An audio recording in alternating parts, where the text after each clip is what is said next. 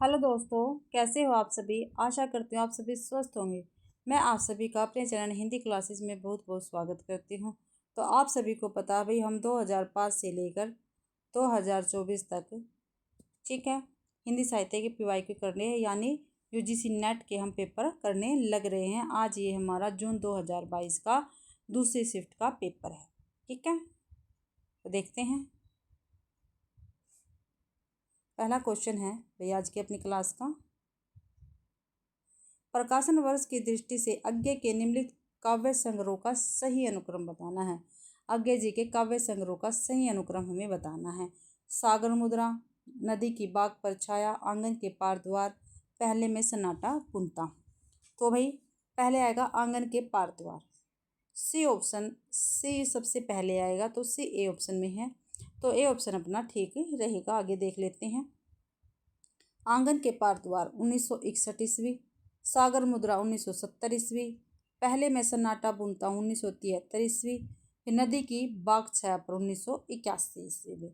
आंगन के पार द्वार 1961, सागर मुद्रा 1970, पहले मैं सन्नाटा बुनता 1973, नदी की बाग छाया पर 1981 ईस्वी। और ये सभी अज्ञे जी के काव्य संग्रह है भाई। अगला क्वेश्चन है, छायावाद के बारे में सही कथन हमें बताना है। क्या भाई छायावाद के बारे में सही कथन हमें बताना है। तो देखते हैं छायावाद के बारे में सही कथन। छायावाद के जन्म में रीतिवाद का विरोध नहीं था, ठीक है। आगे देखते हैं। रीतिकालीन अतिशय श्रृंगारिकता के कारण छायावाद का जन्म हुआ। आगे देखते हैं भाई। छायावाद जहाँ तक आध्यात्मिक प्रेम लेकर चला, वहाँ तक तो रहस्यवाद के ही अंतर्गत रहा। बिल्कुल ठीक है, सी ऑप्शन अपना ठीक है। देखो सी इसमें भी नहीं है, इसमें भी नहीं है, सी ऑप्शन में और ए ऑप्शन में है। तो मानवतावादी दृष्टि के पेट से ही काव्य में छायावाद का जन्म हुआ। क्या भाई, मानवतावादी दृष्टि के पेट से ही काव्य में छायावाद का जन्म हुआ। तो सी और डी अपना बिल्कुल ठीक रहेगा, यानी ए ऑप्शन अपना ठीक रहेगा भाई। तो ए ऑप्शन अपना सही है। छायावाद जहाँ तक आध्यात्मिक प्रेम लेकर चला, वहाँ तक तो रहस्यवाद के ही अंतर्गत रहा तथा मानवतावादी दृष्टि के पेट से ही काव्य में छायावाद का जन्म हुआ भाई। अगला क्वेश्चन है तीसरा। क्या तुम इतना भी नहीं जानते कि नारी परीक्षा नहीं चाहती, प्रेम चाहती है। परीक्षा गुणों को अवगुण, सुंदर को असुंदर बनाने वाली चीज है। प्रेम अवगुणों को गुण बनाता और असुंदर को सुंदर। उपयुक्त संवाद गोदान के किन पात्रों के मध्य हुआ है। ठीक है, तो ये मालती और मेहता के मध्य हुआ है संवाद। तो आगे देखते हैं सार में। क्या तुम इतना भी नहीं जानते कि नारी परीक्षा नहीं चाहती, प्रेम चाहती है। परीक्षा गुणों को अवगुण, सुंदर को असुंदर बनाने वाली चीज है। ठीक है, प्रेम अवगुणों को गुण बनाता है, असुंदर को सुंदर। उपयुक्त संवाद गोदान उपन्यास के पात्र मालती और मेहता के मध्य हुआ है। गोदान 1936 ईस्वी का उपन्यास है और इसके लेखक है मुंशी प्रेमचंद। इस उपन्यास के अन्य प्रमुख पात्र है होरी, धनिया, जुनिया, गोबर, दाता दीन, गोविंदी, खन्ना और राय साहब। अगला क्वेश्चन है,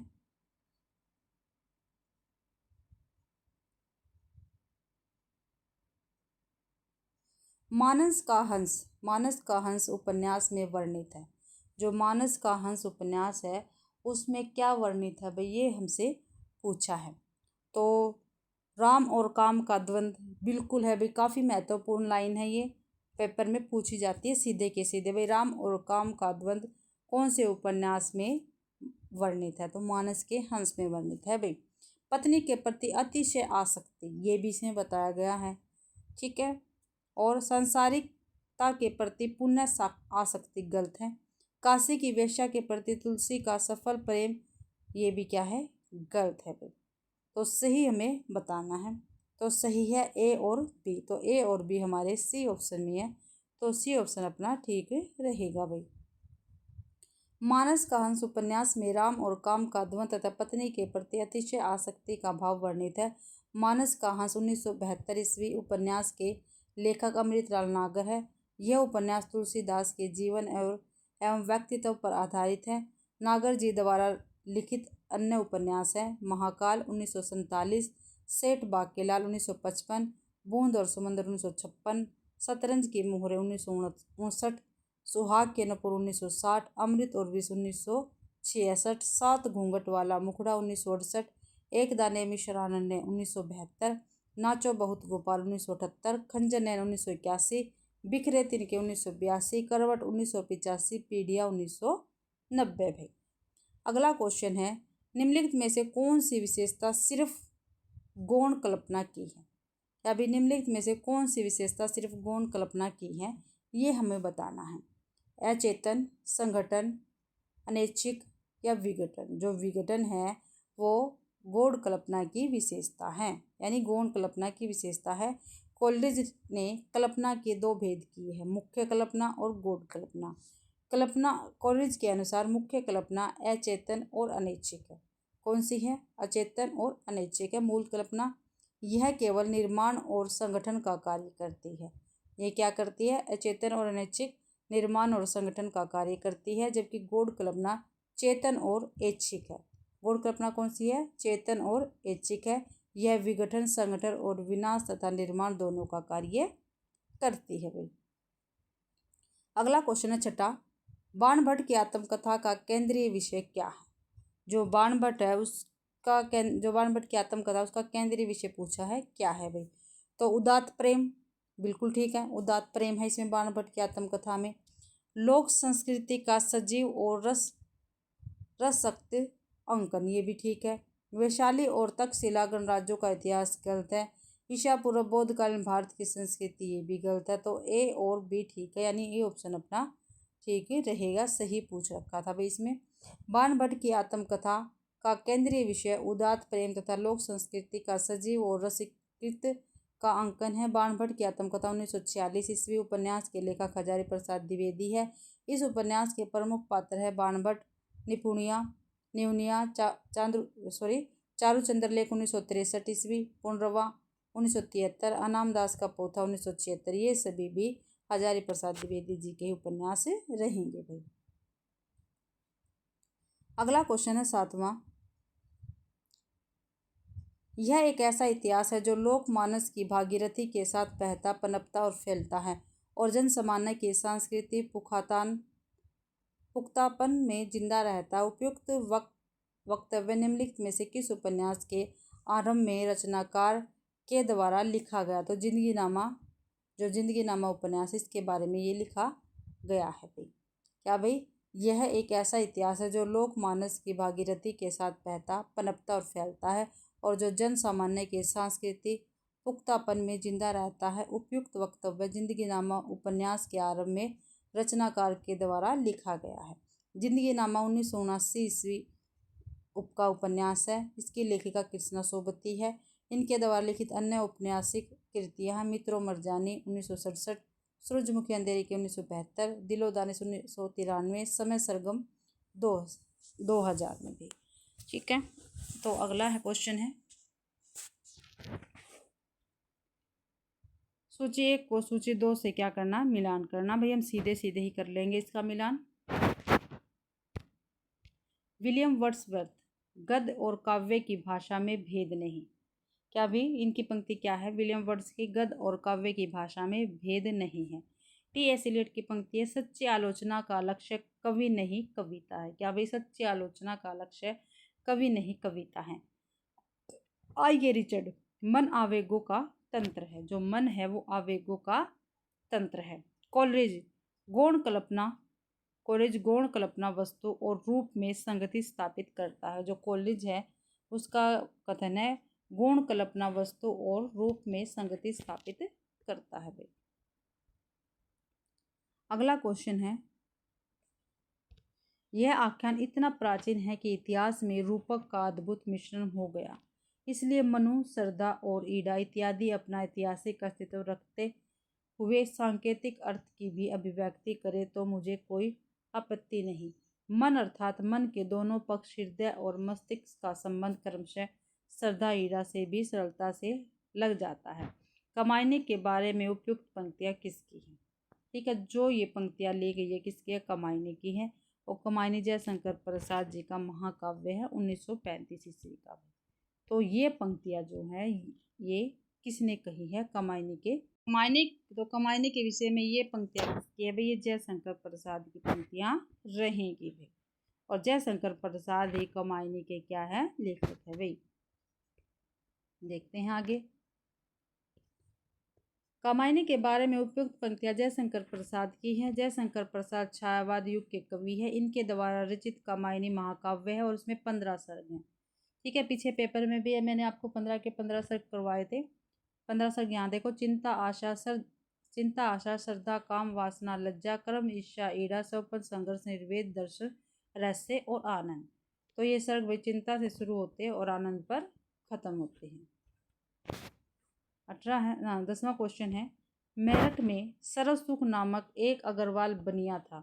इस वाक्य से आरंभ होने वाली कथा कृति कौन सी है? तो देवरानी जेठानी की कहानी भाई।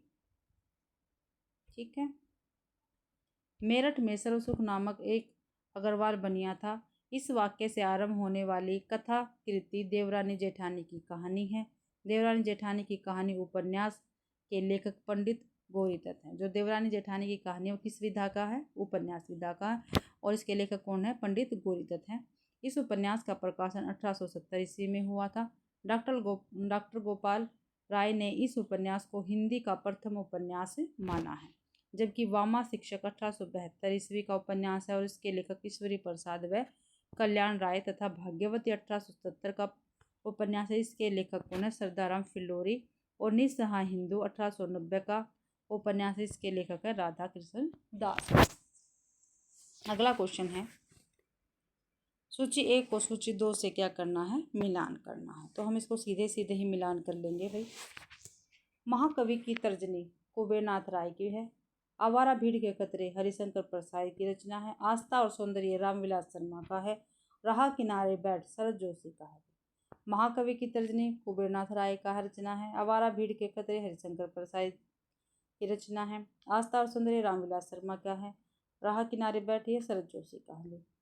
अगला है, आकाशदीप कहानी के वर्ण विषय क्या है? जो आकाशदीप कहानी है जयशंकर प्रसाद की, इसके वर्ण विषय पूछे हैं क्या है? तो आत्मसमर्पण, पिता की हत्या का प्रतिशोध, ये ठीक है भाई, क्योंकि जो चंपा है वो क्या है? चंद्रगुप्त से क्या है? बुधगुप्त से भी पिता की हत्या का प्रतिशोध लेना चाहती है। तो बी ठीक है इसमें। तो बी जहाँ जहाँ यहाँ भी है भाई, तो यहाँ नहीं है तो सी कट जाएगा। परछन प्रेम पुरुष की निर्गुणता, तो इसमें क्या है भाई? एक है इसमें परछन प्रेम दे रखा है। पिता की हत्या का प्रतिशोध भी है और परछन प्रेम भी है, तो बी और सी इसमें बिल्कुल ठीक है। ए ऑप्शन अपना ठीक रहेगा। आकाशदीप कहानी का वर्ण विषय पिता की हत्या का प्रतिशोध तथा प्रच्छन्न प्रेम है। इस कहानी संग्रह के लेखक जयशंकर प्रसाद है, जिसका प्रकाशन 1929 ईस्वी भारतीय भंडार इलाहाबाद से हुआ था। कहाँ से हुआ था? भारतीय भंडार इलाहाबाद से हुआ था। इसमें संकलित कहानियों की संख्या 19 है। कितनी है भाई? 19 है। कितनी है आकाशदीप कहानी? जो कहानी संग्रह है इसके अंदर 19 कहानियां हैं। आकाशदीप कहानी की मुख्य पात्री चंपा और बुधगुप्त है भाई। अगला क्वेश्चन है,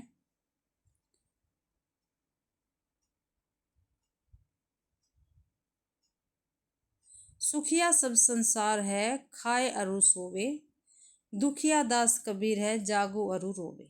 ठीक है, क्या अभी सुखिया सब संसार है खाए अरु सोवे, दुखिया दास कबीर है जागे अरु रोवे। तो इस कविता के सही प्रतिपाद्य क्या है ये हमें बताना है। तो देखते हैं, संसार के सभी लोग भौतिक रूप से सुखी और समृद्ध है। नहीं भाई, सभी लोग तो नहीं हैं। तो जहाँ जहाँ भी ए है वो कट गया, ये कट गए, तो बी और सी रह गया। आर्थिक अभाव के कारण कबीर दुखी है, ये भी क्या है? गलत है। तो ये भी क्या हो गया? गलत हो गया। तो सी और डी अपना अपने आप ही ठीक हो गया, क्योंकि सी और डी ओनली ऑप्शन में ये बच गया है। तो फिर भी देखते हैं, कबीर को संसार की नश्वरता का बोध था, इसलिए उनमें इससे मुक्त होने की तड़प थी। ठीक है, दुनिया के लोग संसार की नश्वरता के बारे में जानते हुए भी बेपरवाह थे। तो सी ऑप्शन अपना ठीक रहेगा। सी और डी ठीक है। यहाँ देख लेते हैं, सुखिया सब संसार है खाए अरु सोवे, दुखिया दास कबीर है जागे अरु रोवे।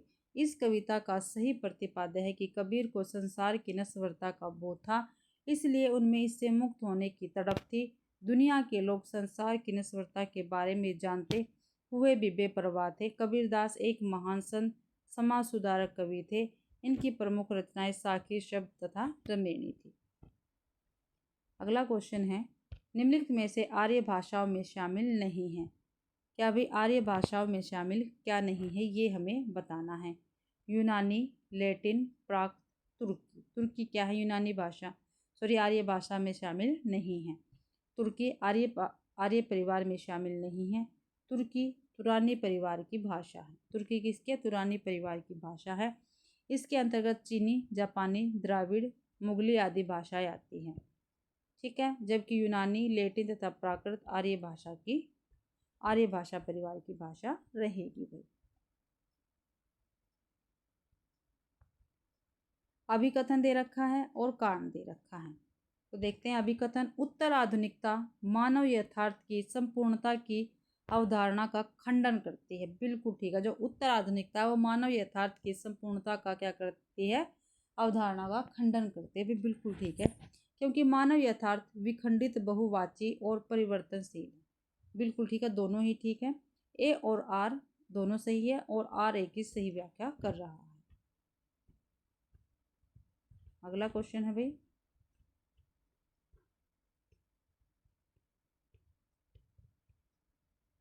हरिवंश राय बच्चन की आत्मकथा नहीं है। नीड का निर्माण फिर, क्या भूलूं क्या याद करूं, बसेरे से दूर, आज के अतीत। आत्मकथा नहीं है। ठीक है, आज के अतीत हरिवंश राय बच्चन की आत्मकथा नहीं है। आज के अतीत, ये यहाँ पे गलत लिखा, 2003 की आत्मकथा के लेखक भीष्म साहनी है। ठीक है, ये भाई हरिवंश राय बच्चन की आत्मकथा नहीं है। आज के अतीत आत्मकथा किसके है? भीष्म साहनी की है। हरिवंश राय बच्चन को हिंदी साहित्य में हालावाद का प्रवर्तक माना जाता है। इनकी आत्मकथा 4 भागों में विभक्त है। क्या भूलूं क्या याद करूं 1969, नीड का निर्माण फिर 1970, बसेरे से दूर 1978, 10 द्वार से सोपान तक 1985। सुमेलित करना है। एक तरफ पात्र दे रखे हैं, दूसरी तरफ क्या है? उपन्यास दे रखे हैं भाई। परीक्षा गुरु, लाला मदन मोहन, तो ए का 2, तो ए का 2 भाई एक ऑप्शन में है, तो हमारा ए ऑप्शन ही ठीक होगा। देवरानी जेठानी की कहानी, सर्वसुख बनिया, बी का 3, शेखर एक जीवनी, शारदा 4, गोदान गोविंदी, तो डी का 1, तो ए ऑप्शन अपना ठीक रहेगा। यहाँ पे देखते हैं, परीक्षा गुरु लाला मदन मोहन पात्र है इसका, देवरानी जेठानी कहानी सर्वसुख बनिया इसका पात्र है, शेखर एक जीवनी शारदा पात्र है, गोदान गोविंदी पात्र है। अगला है, निम्नलिखित में तत्सम शब्द नहीं है। तत्सम शब्द नहीं यानी तद्भव है। आज्ञा, राय, सर्व, स्वामी। जो राय है वो तत्सम शब्द नहीं है, वो क्या है? तद्भव शब्द है। ठीक है, राय तत्सम शब्द नहीं है, राय तद्भव शब्द है। इसका तत्सम रूप राय का क्या होता है? राजा होता है। जबकि आज्ञा, सर्व तथा स्वामी तत्सम शब्द है। वे शब्द जो संस्कृत से निकले हिंदी में जो के त्यों यानी बिना परिवर्तन के प्रयोग हो रहे हैं तत्सम शब्द कहलाते हैं। दिए गए अन्य विकल्पों का तत्सम है। तत्सम और तद्भव रूप इस प्रकार है। आज्ञा का आन, आज्ञा आन होता है। सर्व का सब होता है। स्वामी का साई होता है। आगे है क्वेश्चन, आय जोग सिखावन पांडे पद से संबंधित सही है। क्या भाई आय जोग सिखावन पांडे पद से संबंधित सही है? तो कौन कौन से सही है देखते हैं। गोपिया खुश होकर कहती है कि पंडित जी हमें ज्ञान देने आए हैं, गलत है। हमारे परम धाम कृष्ण, हमारे परम धाम कृष्ण है और हम सब उन्हीं से प्रेम करते हैं। देखो पहला ए तो गलत है, तो देख लेते हैं जिसमें ए होगा वो क्या है? गलत है, तो ओनली ए इसमें है, ये गलत है भाई। तो देखते हैं, हमारे परम धाम कृष्ण है और हम सब उन्हीं से प्रेम करते हैं, ये बिल्कुल ठीक है, तो बी ठीक है, ये गलत है। दूध, घी और भात खाने से भूख मिटती है, हवा खाने से नहीं। गोपिया कहती है कि उद्धव जी हमारे गांव में चोर पकड़ने आए, गलत है। बी और सी बिल्कुल ठीक रहेगा, तो बी ऑप्शन अपना ठीक है। अभी बी ऑप्शन अपना ठीक रहेगा भाई। तो देखते हैं आगे, ये रहा। आय जोग सिखावन पांडे पद से संबंधित सही तथ्य हैं कि गोपियां उद्धव को तंज कसती हुई कहती है कि हे उद्धव, हमें निर्गुण ब्रह्मा की शिक्षा मत दो। हमारे परम धाम श्री कृष्ण हैं और हम सब उन्हीं से प्रेम करती हैं। हे उद्धव, दूध घी भात खाने से भूख मिटती है, हवा खाने से नहीं। उक्त पद भ्रमर गीत सार से लिया गया है, जिसके रचयिता आचार्य रामचंद्र शुक्ल जी हैं। अगला क्वेश्चन है 20वां।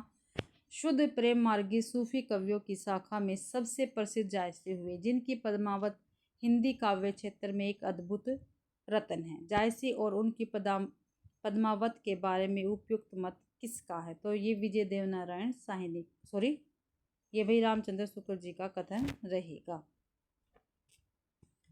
शुद्ध प्रेम मार्गी सूफी कवियों की शाखा में सबसे प्रसिद्ध जायसी हुए, जिनकी पद्मावत हिंदी काव्य क्षेत्र में एक अद्भुत रत्न है। जायसी और उनकी पद्मावत के बारे में उपयुक्त मत आचार्य रामचंद्र शुक्ल का है। पद्मावत का नागमती वियोग खंड हिंदी साहित्य की अनुभव निधि है। विजय देवनारायण शाही ने पद्मावत को हिंदी में अपने ढंग की अकेली ट्रेजरी कृति कहा है। क्या कहा विजय देवनारायण शाही ने? एक मिनट भाई, क्या कहा विजय देवनारायण शाही ने? पद्मावत को हिंदी में अपने ढंग की अकेली ट्रेजरी कहा है। अगला है, धरती धन्य अपना उपन्यास आधारित है। पंजाब की ग्रामीण पृष्ठभूमि पर, ठीक है। दलित जीवन पर, यह भी बिल्कुल ठीक है। स्वाधीनता आंदोलन पर नहीं भाई, आपातकाल पर नहीं। तो ए और बी ठीक है, तो ए और बी हमारा सी ऑप्शन में है। धरती धन्य अपना पंजाब की ग्रामीण पृष्ठभूमि एवं दलित जीवन पर आधारित उपन्यास है। इस उपन्यास के लेखक जगदीश चंद्र है। जगदीश चंद्र प्रगतिवादी उपन्यासकार है। इनकी अन्य औपन्यासिक रचनाएं निम्न है: यादों का पहाड़ 1966, आधा पुल 1973, कभी न छोड़े खेत 1976, मुट्ठी भर कांकर 1976, डूडा लाट 1978, घास गोदाम 1985, नरक कुंड में वास 1994, लाट की वापसी 2000, जमीन तो अपनी थी 2001 में। अगला क्वेश्चन है 22वां। आवारा मसीहा में शरद चंद्र का जन्म स्थान कहाँ दर्शाया गया है? जो आवारा मसीहा है उसमें शरद चंद्र का स्थान कहाँ दर्शाया गया है? तो देवानंदपुर, भागलपुर, बसंतपुर या किशनपुर। तो आवारा मसीहा में शरद चंद्र का जन्म स्थान देवानंदपुर दर्शाया गया है। आवारा मसीहा 1974 ईस्वी की रचना है और शरद चंद्र जी की जीवनी है ये। इसके लेखक विष्णु प्रभाकर है। अगला है, काम मंडल से मंडित श्रेय सर्ग इच्छा का है परिणाम, तिरस्कृत कर उसको तुम भूल बनाते हो असफल भवधाम। उपयुक्त छंद से स्पष्ट कि प्रसाद ने काम मंगल से मंडित श्रेय सर्ग इच्छा का है परिणाम, तिरस्कृत कर उसको तुम भूल बनाते हो असफल भवधाम। उपयुक्त छंद से स्पष्ट है कि प्रसाद ने निवृत्ति मार्ग का प्रतिपादन किया है, प्रवृत्ति मार्ग का प्रतिपादन किया है, निराशा और कुंठा को महत्व दिया है, काम का गणित बताया है।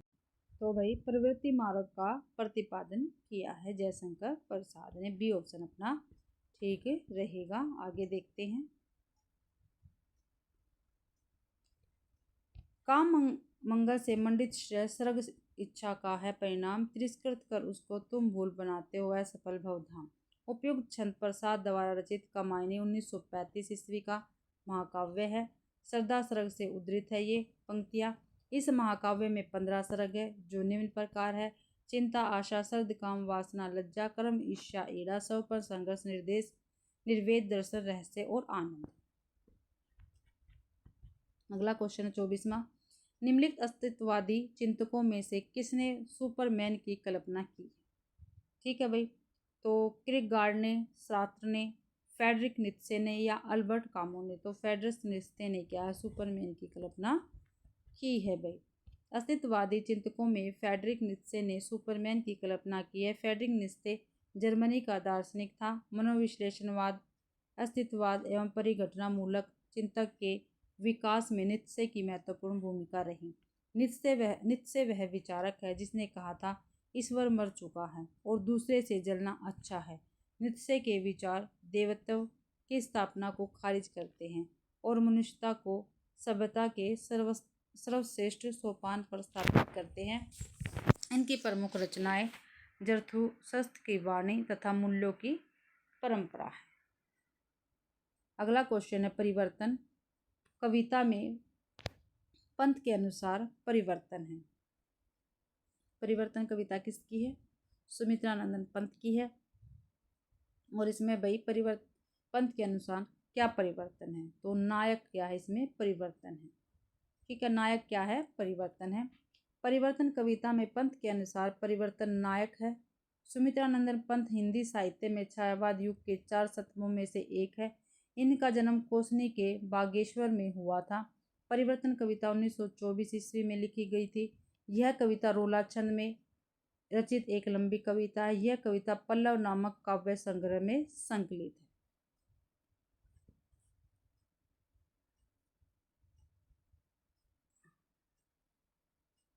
अभिकथन और कथन दे रखे हैं भाई फिर से। अभिकथन है देरिदा की दृष्टि में पाठ के अर्थ निर्धारण के लिए पाठक की मनोसंरचना उत्तरदायी है। ठीक है, कारण है क्योंकि पाठक की मानसिक बनावट अपने ढंग से अर्थ ग्रहण करती है, इसलिए पाठ के अर्थ की सामान्यीकरण संभव नहीं। ये भी ठीक है। तो ए और आर दोनों सही है और आर ए की सही व्याख्या करता है, तो ये ऑप्शन अपना ठीक रहेगा। अगला क्वेश्चन है तमस उपन्यास में वर्णित है। जो तमस उपन्यास है इसमें क्या कुछ वर्णित है ये हमें बताना है। तो भाई प्रथम स्वतंत्रता संग्राम नहीं भाई, ये तो नहीं है। तो ये जहाँ जहाँ है वो कट गई। तो विभाजन की पृष्ठभूमि भी दोनों में है, ये ठीक है।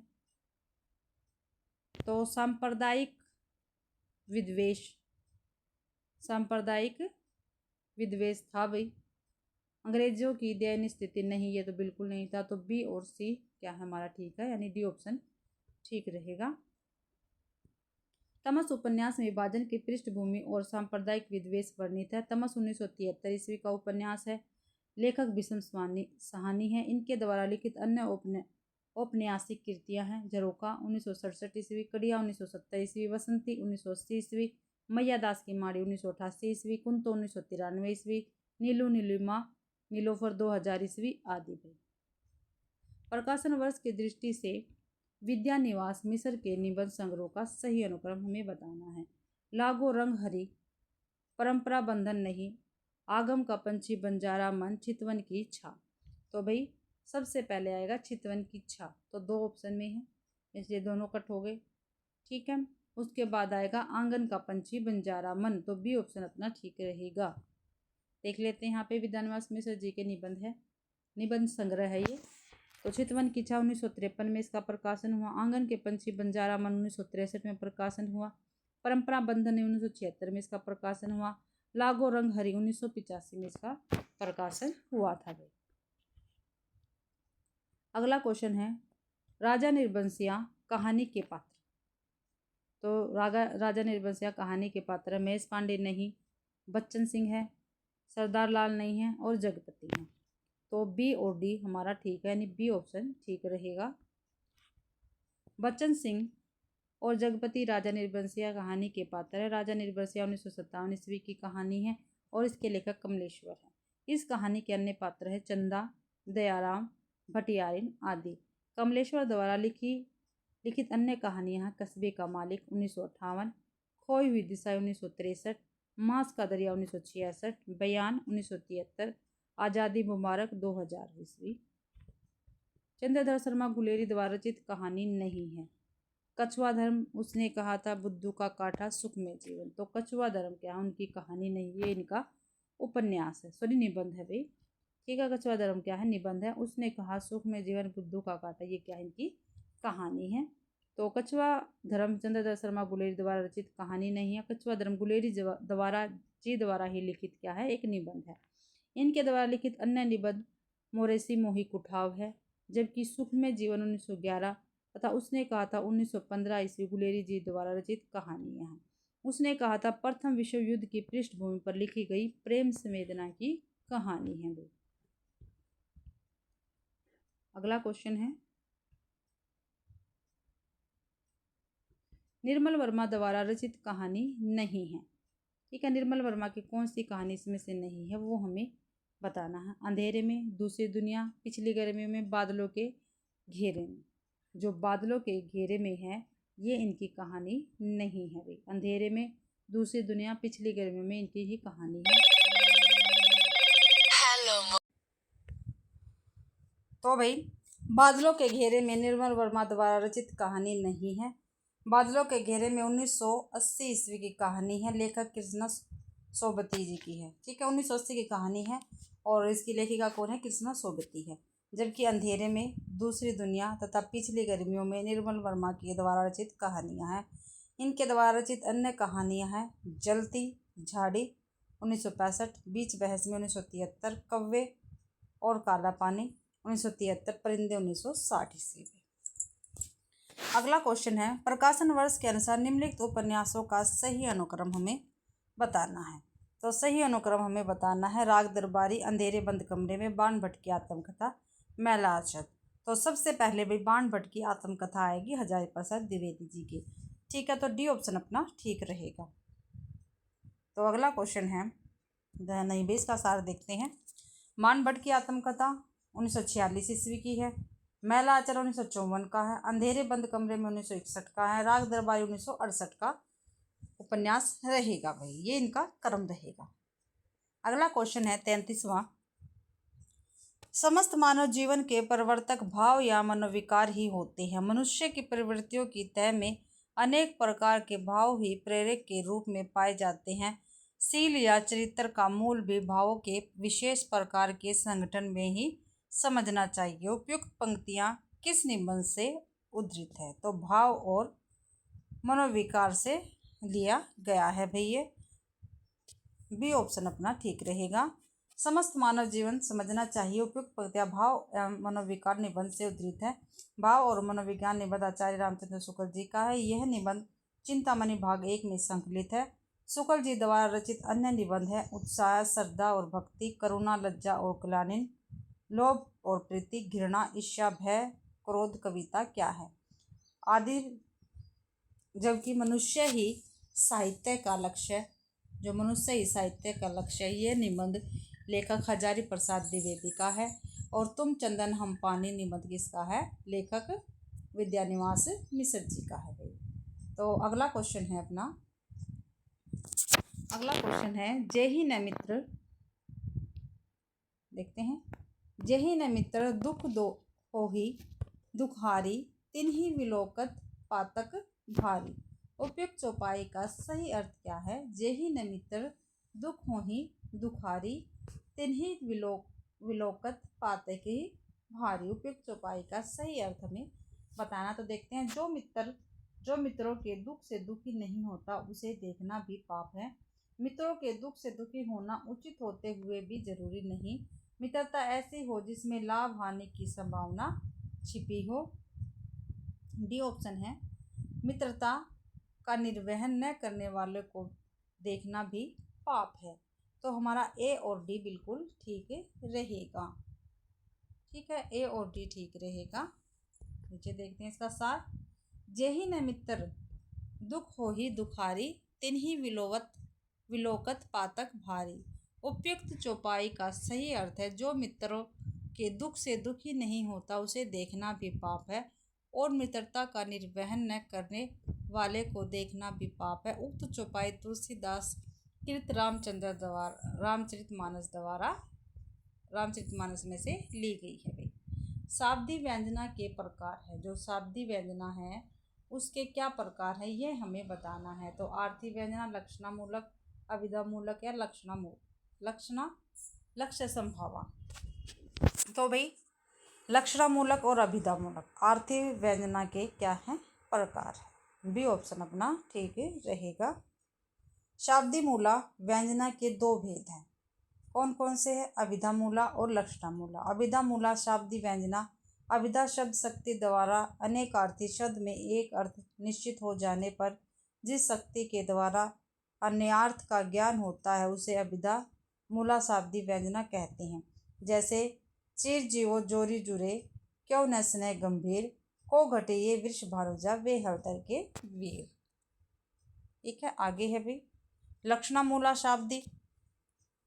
जहाँ मुख्यार्थ की बाधा होने पर लक्षणाशक्ति से अन्य अर्थ निकलता है परंतु उसके बाद भी दूसरा अर्थ प्राप्त होता है, वहाँ लक्षणामूला शाब्दी व्यंजना होती है। जैसे फली सकल मन कामना, लट्यो अनगणित चैन, आजू अचे हरि रूप सखी, भय प्रफुल्लित नैन। तो अगला अपना क्वेश्चन रहेगा 36वां। प्लेटो के निम्नलिखित ग्रंथों में आलोचनात्मक सामग्री की दृष्टि से कौन सा ग्रंथ अधिक उपाध्याय नहीं है? ठीक है, तो फिलेक्स बुक, जो फिलेक्स बुक है ये क्या है, अधिक उपाध्याय नहीं है। प्लेटो के ग्रंथों में आलोचनात्मक सामग्री की दृष्टि से फिलेबुक्स ग्रंथ अधिक उपाध्याय नहीं है, जबकि फेदरुस, इयोन तथा रिपब्लिक आलोचनात्मक सामग्री की दृष्टि से उपाध्याय है। अगला क्वेश्चन है भाई, अभिकथन और कारण वाले क्वेश्चन आ गए हैं। ठीक है, ये देखेंगे हम, तो करते हैं। अभिकथन है, स्त्री संस्कृति में स्त्री पाठ का विवेचन विश्लेषण आवश्यक है। बिल्कुल ठीक है भाई, स्त्री संस्कृति में स्त्री पाठ का विवेचन विश्लेषण आवश्यक है। ठीक है, क्योंकि स्त्री संस्कृत प्रत्यय सत्तात्मक संस्कृति से भिन्न अभिधान है। बिल्कुल ठीक है भाई, ए और दोनों सही है और आर ए की सही व्याख्या कर रहा है। अगला क्वेश्चन है अपना, ये ऑप्शन ठीक है इसका। 38वां क्वेश्चन है, एक मिनट भाई, 38वां क्वेश्चन है अपना, तो देखते हैं 38वां क्वेश्चन। नीरव मुरली कलरव चुप अली कुल थे बंद नलीन, मैं कालंदी बही परिणय की इस समय हृदय पुलीन में, उपयुक्त छंद से संबंधित सही भाव है। तो क्या है, नीरव मुरली कलरव चुप अली कुल थे बंद नलीन, में कालिंदी बही परिणय की इस समय हृदय पुलीन में, उपयुक्त छंद से संबंधित सही भाव क्या है? दुखी और अंधकार में हृदय में प्रेम की कालिंदी प्रवाहित हो उठती है। ठीक है, प्रेम में आबद्ध व्यक्ति परम शांति और सुख का अनुभव कर रहा है। ठीक है भाई, देखते हैं ए और बी हमारे बी ऑप्शन में ठीक है, तो यही हमारे क्या है, ठीक होंगे। आगे देखते हैं। नीरव मुरली कलरव चुप अली कुल थे बंद नलीन, मैं कालीन की वह परिणय कि इस समय तब मैं हृदय पुलीन में, उपयुक्त छंद से संबंधित सही भाव है। दुखी और अंधकार में हृदय में प्रेम की कालिंदी प्रवाहित हो उठी है और प्रेम में आबद्ध व्यक्ति परम शांति और सुख का अनुभव कर रहा है। उक्त छंद शंकर प्रसाद द्वारा रचित आंसू से लिया गया है भाई। अगला क्वेश्चन है, मिलान करना है पंक्तियों का, तो हम इसको साथ ही कर लेंगे एक ही बार में। ये रही पंक्तियाँ और ये रहे इनके कवि भाई, तो देख लेते हैं पंक्तियाँ। मैं तुम्हारे हाथ का लीला कमल हूँ। क्या भाई, मैं तुम्हारे हाथ का लीला कमल हूँ। ये पंक्तियाँ किसकी है? रामधारी सिंह दिनकर की है भाई। ठीक है, वे इस कदर परस्त है कि तटस्थ है, ये धूमिल की है, क्योंकि बहना रेत होना, हम बहेंगे तो रहेंगे ही नहीं, ये अज्ञ की है। सब चुन साहित्य चुप और कवि जन निर्वाक चिंतक शिल्पकार नर्तक चुप, ये मुक्तिबोध की है। ठीक है, तो इसको अच्छी प्रकार से आप देख लेना, पेपर में पूछी जा सकती, क्योंकि मैं आपको ये पेपर ही करवा रही हूँ 2022 का। यह कथन शक्ति व्युत्पत्ति और अभ्यास समन्वित रूप में काव्य हेतु है, निम्नलिखित में से किसका है? तो ये मम्मट का है। ठीक है, बी ऑप्शन अपना ठीक रहेगा। शक्ति व्युत्पत्ति और अभ्यास समन्वित रूप में काव्य हेतु है, ये कथन मम्मट का। निम्नलिखित आचार्यों के काव्य हेतु के संबंध में कथन, तो देखते हैं इनके कथन। और तो प्रतिभा शास्त्र और अभ्यास तीनों के सम्मिलित रूप को काव्य माना है डंडी ने। प्रतिभा काव्य का हेतु है, व्युत्पत्ति और अभ्यास प्रतिभा के संस्कार है, ये हेमचंद ने माना है। आगे है क्वेश्चन 41वां। युगों के अनवरत प्रभाव में बड़े बड़े साम्राज्य बह गए, संस्कृतियाँ लुप्त हो गई, जातियाँ मिट गई, संसार में अनेक असंभव परिवर्तन संभव हो गए, परंतु भारतीय स्त्रियों के ललाट में विधि की व्रज लेखनी से अंकित अधिष्ठित लिपि नहीं धुल सके। उपयुक्त पंक्तियों की रचयिता कौन है? तो इसकी रचनाकार है हमारी महादेवी वर्मा भाई। उपयुक्त पंक्तियों की रचनाकार महादेवी वर्मा है। उक्त पंक्तियां महादेवी वर्मा की श्रृंखला की क्रिया नामक निबंध संग्रह से उद्धृत है। इनके द्वारा रचित अन्य निबंध है विवेचनात्मक गद्य 1942 ईस्वी, साहित्य की आस्था तथा अन्य निबंध 1962 और संकलिप्ता 1969 ईस्वी। अगला क्वेश्चन है 42वां। पौन चलते वह देह बढ़ावे, जल पीवत वह जीव गवावे। वह प्यारी सुंदर नार, नार नहीं पर है वह नार। इस पहेली का सही उत्तर क्या है? पौन चलत वह देह बढ़ावे, जल पीवत वह जीव गवावे। वह प्यारी सुंदर नार, नार नहीं पर है वह नार। इस पहेली का सही उत्तर क्या है? तो इस पहेली का सही उत्तर है डी।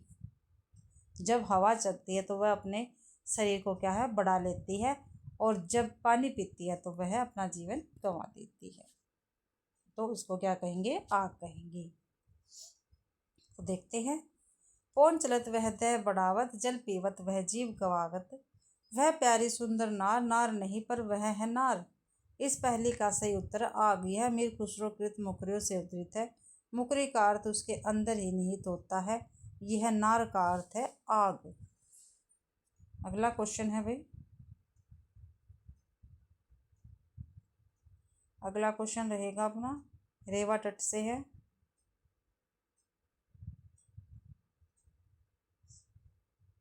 तो देखते हैं। रेवा तट समय में वर्णित गजनी नरेश की मुक्ति से संबंधित कौन सी बातें सही है?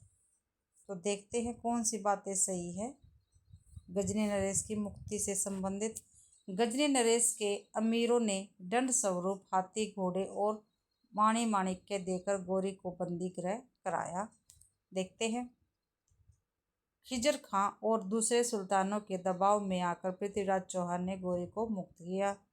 देखते हैं आगे भी। सुलह और शांति स्थापित करके पृथ्वीराज ने गजनी नरेश को ससम्मान उसके घर भेजा। पृथ्वीराज ने गजनी नरेश को पुनः युद्ध न करने की चेतावनी देकर भगा दिया। तो इसका इसका ए और सी अपना ठीक रहेगा। क्या भाई? ए और सी अपना ठीक रहेगा।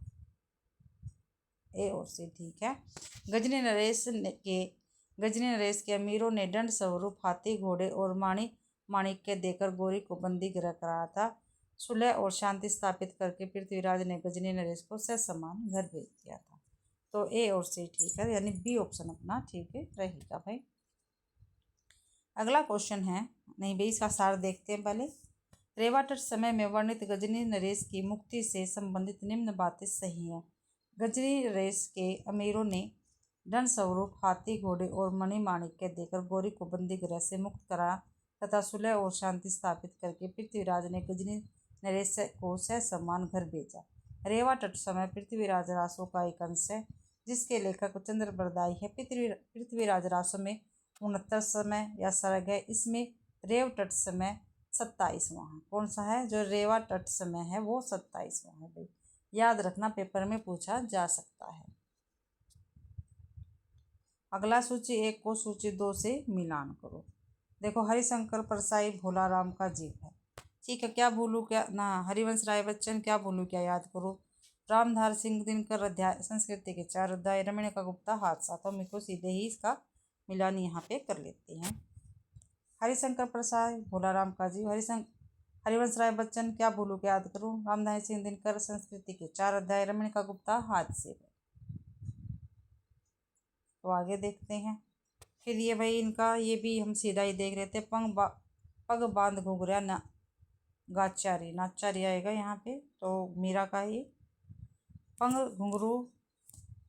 पंग घुघरिया गाचारी मीरा है। बहुविधि चित्र बयान के हरि रचो क्रीड़ा रास, ये कबीर की है। बहुविधि चित्र बयान के हरि रचो क्रीड़ा रास कबीर का है।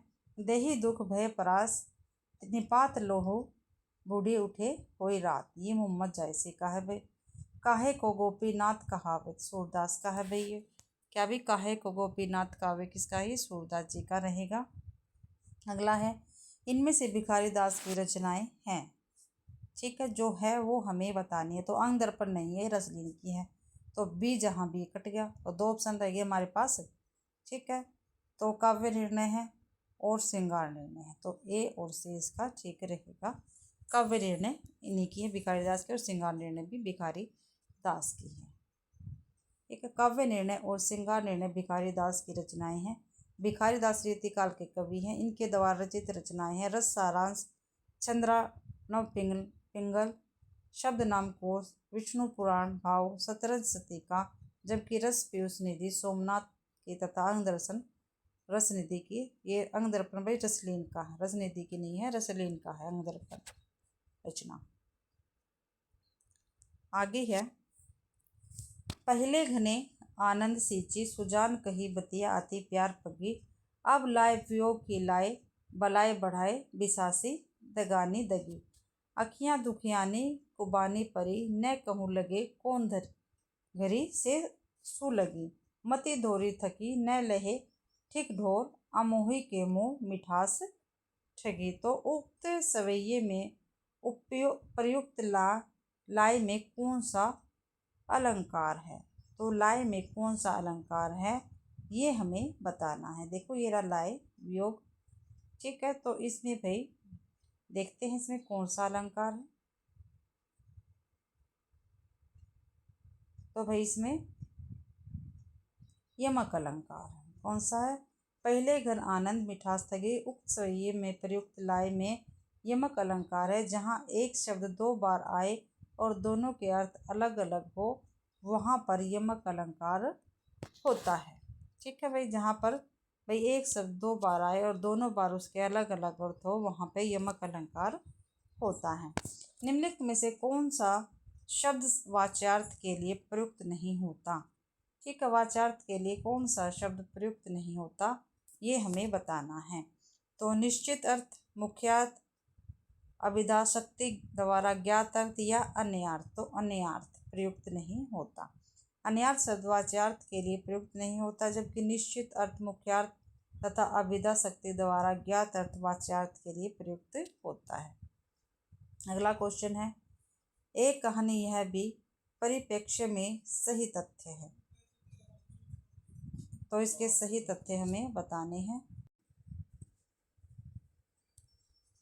तो भाई एक कहानी यह है कि यह भी के परिप्रेक्ष्य में सही तथ्य हमें बताने हैं। स्त्री पुरुष समानता की अभिव्यक्ति नहीं भाई, ये नहीं है। जहाँ भी